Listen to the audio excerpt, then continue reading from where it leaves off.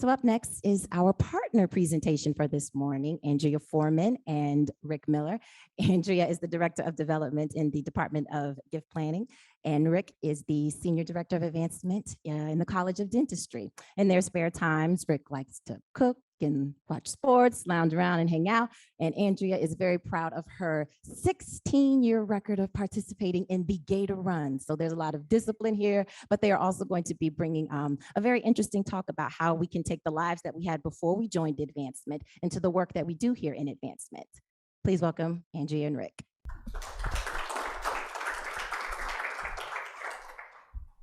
Thank you.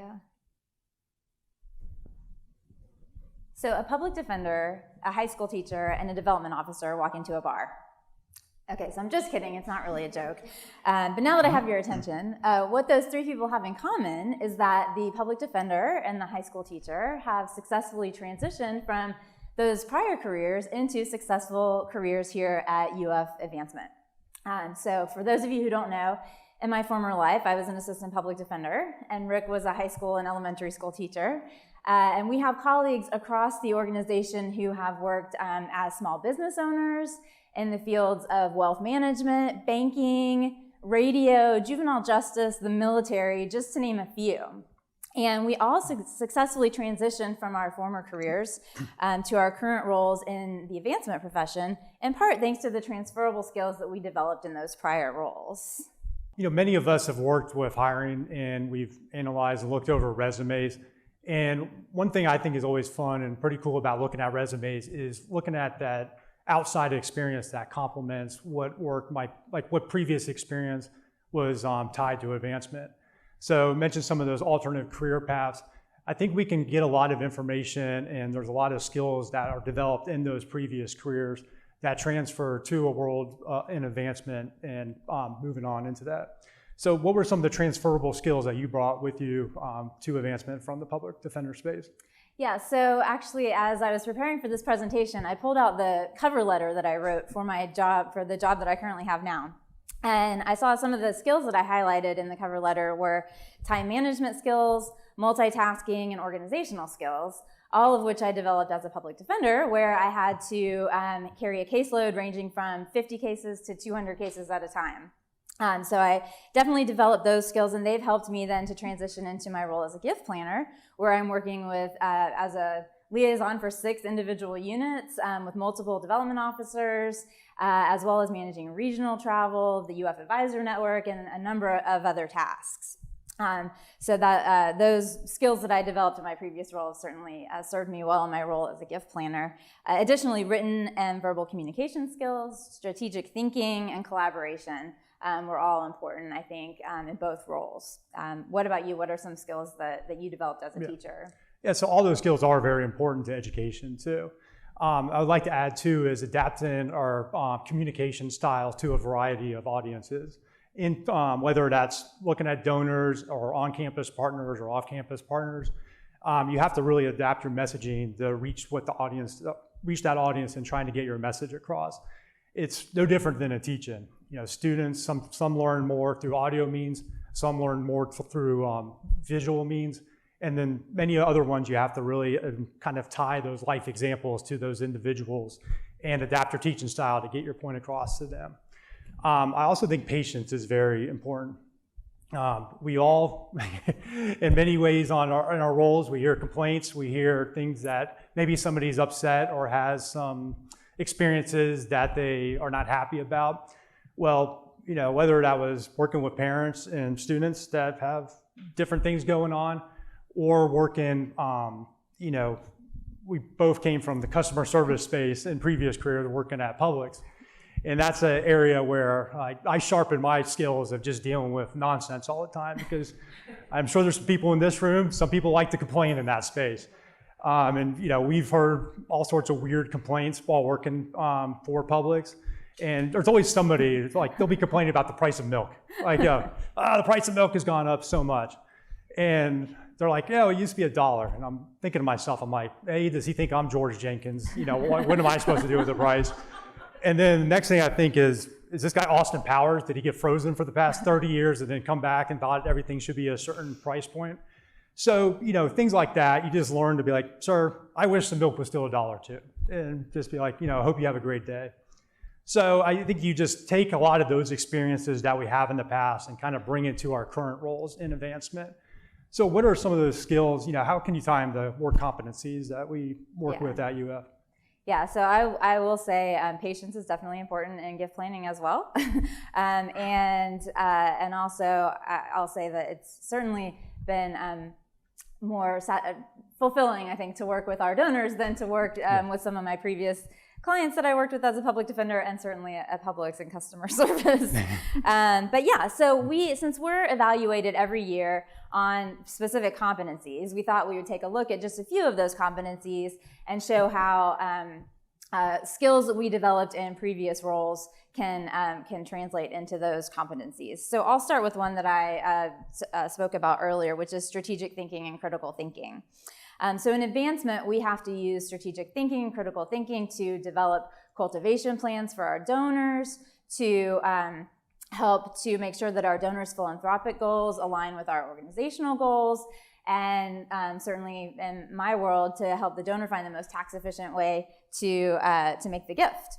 So, and as a public defender, I had to either use critical and strategic thinking to either develop the best defense for my clients or negotiate the best deal for them, kind of depending on the case and what they wanted to do. So when I was thinking of an example about strategic thinking as a public defender, one case came to mind. I had this client who was charged with robbery, and this case was a slam dunk for the prosecution.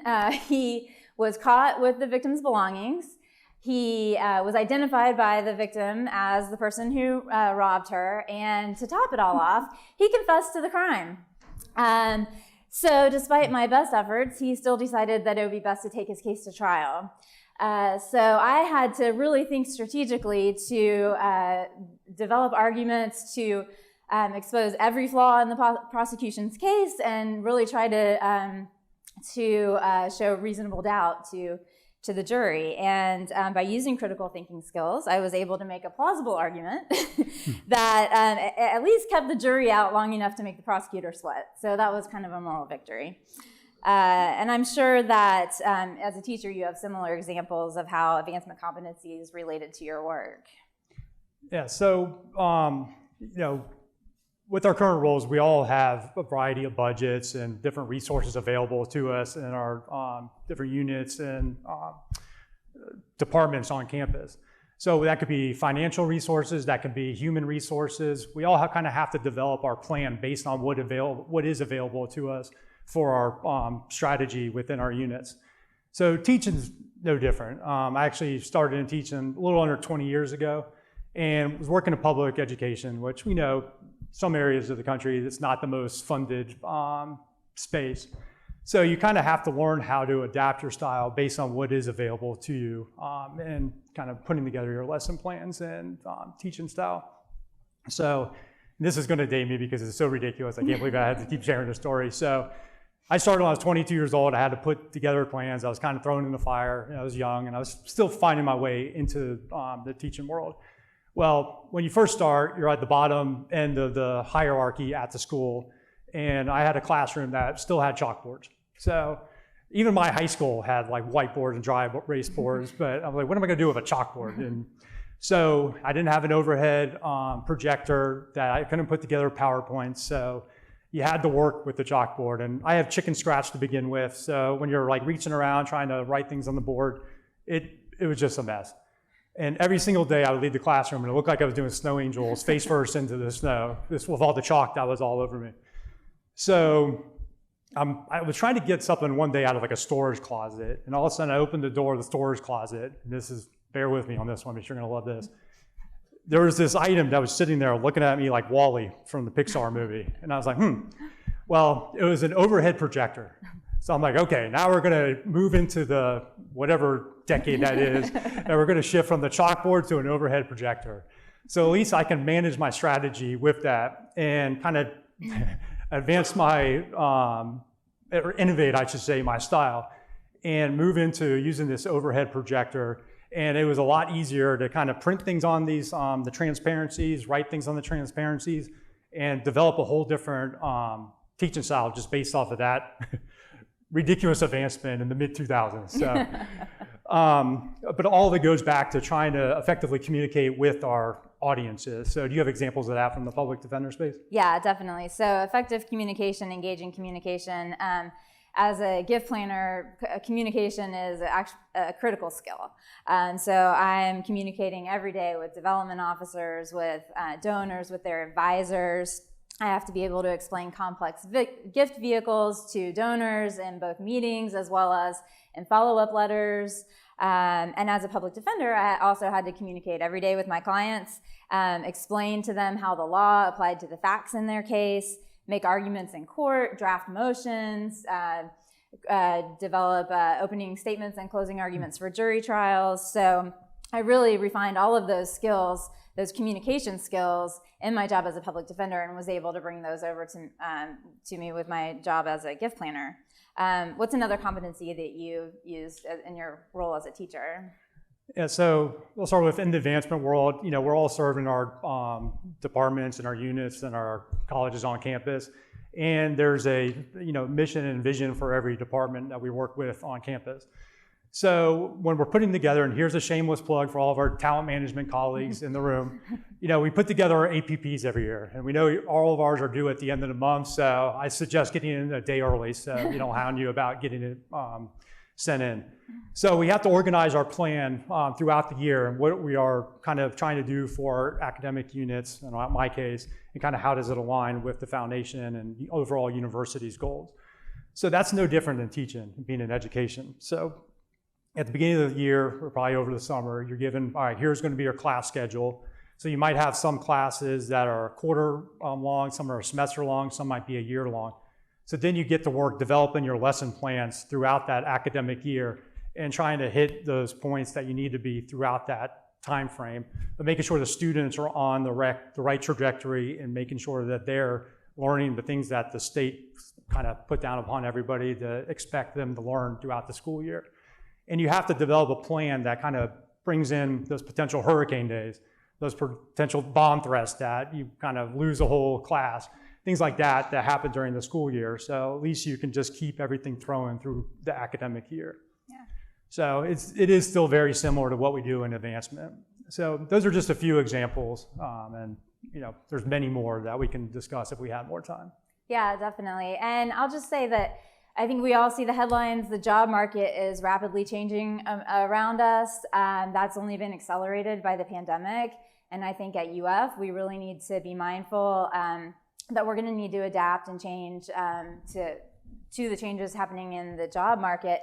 And we would encourage anybody making hiring decisions to really consider people who, might have experience in these other fields. Obviously, it doesn't apply to every job in the advancement organization, but to many jobs, especially some of the more entry-level development jobs.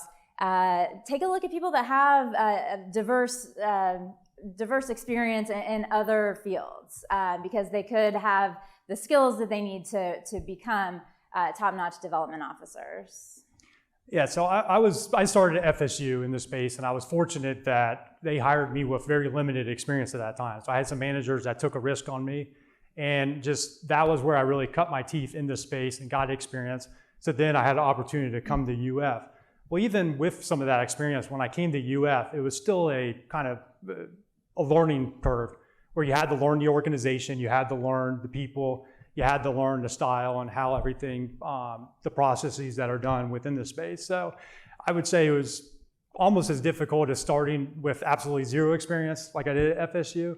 But there was a little things that were I was able to adapt from one university to the next. So yeah. That's a space where I think just people, you got to understand experience comes in many forms. Yeah, and it's interesting you mentioned coming to UF because way back at that time, I was actually a candidate for the position that brought you to UF.